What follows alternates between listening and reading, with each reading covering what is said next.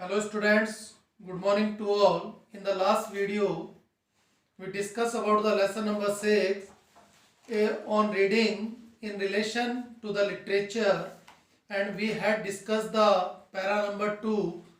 In today's video, we will discuss the third para of the lesson number 6 at the page number 41. Now, I am going to start that. The test of a great book is whether we want to read it only once or more than once.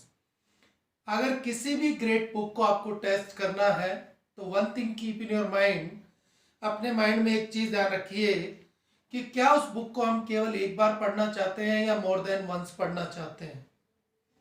Any really great book we want to read the second time even more than we wanted to read it the first time. हर great book को हम पहली बार के comparison में second बार ज़्यादा interest से पढ़ना चाहते हैं.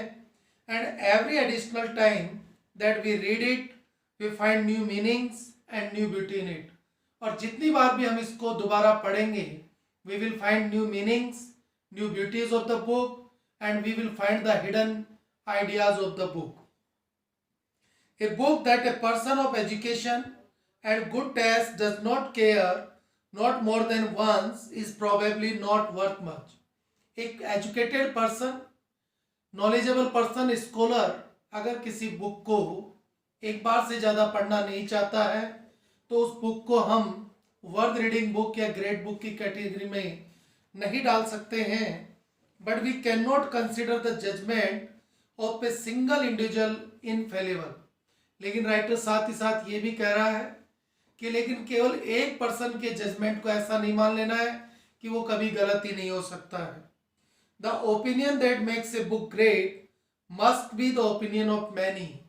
एक बुक को जो ग्रेट बनाता है, जो ओपिनियन, वो एक पर्टिकुलर पर्सन का नहीं होता है, वो कई लोगों का होता है, जनरेशंस का होता है. For even the greatest critics are apt to have certain talent. यहाँ तक कि जो बड़े बड़े पोइट्स और क्रिटिक्स हुए उनमें भी एक कमी पाई गई है. कार्लाइल फॉर एग्जाम्पल, कार्लाइल बहुत बड़े राइटर थे, उनका एग्जाम्पल दे रहे हैं. Could not endure browning. वो अपने पूरे लाइफ टाइम में जो ब्राउनिंग, जो दूसरे राइटर थे, पोइट थे, उनको कभी सहन नहीं कर सके.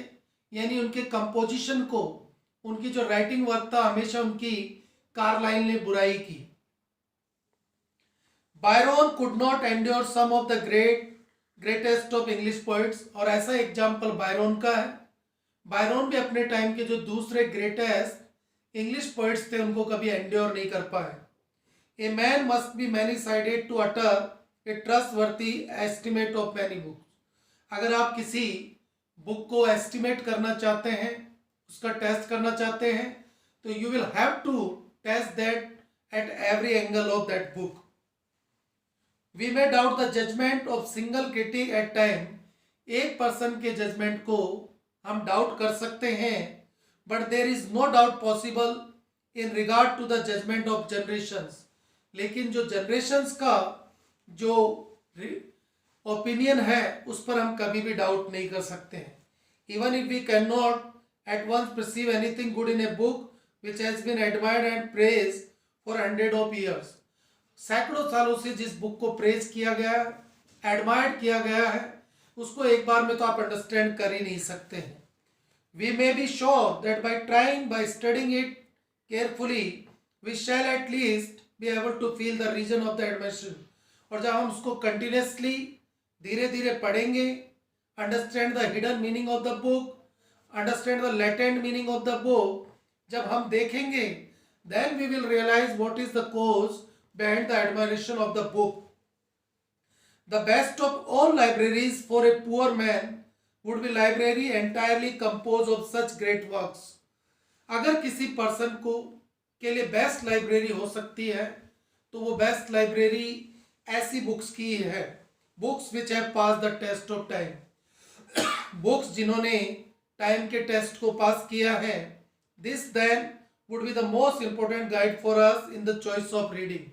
तो अगर आप एक अच्छी बुक को चॉइस करना चाहते हैं तो ये आपके लिए सबसे बेस्ट गाइड होगा.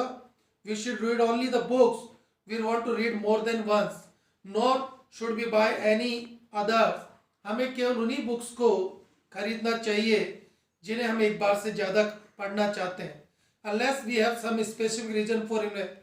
हाँ, अगर आपके पास फालतू पैसा पड़ा है तो आप बुक्स खरीद सकते हैं। तो यहाँ तक हमने डिस्कस किया है। In the next video we will complete the lesson. That's all for today.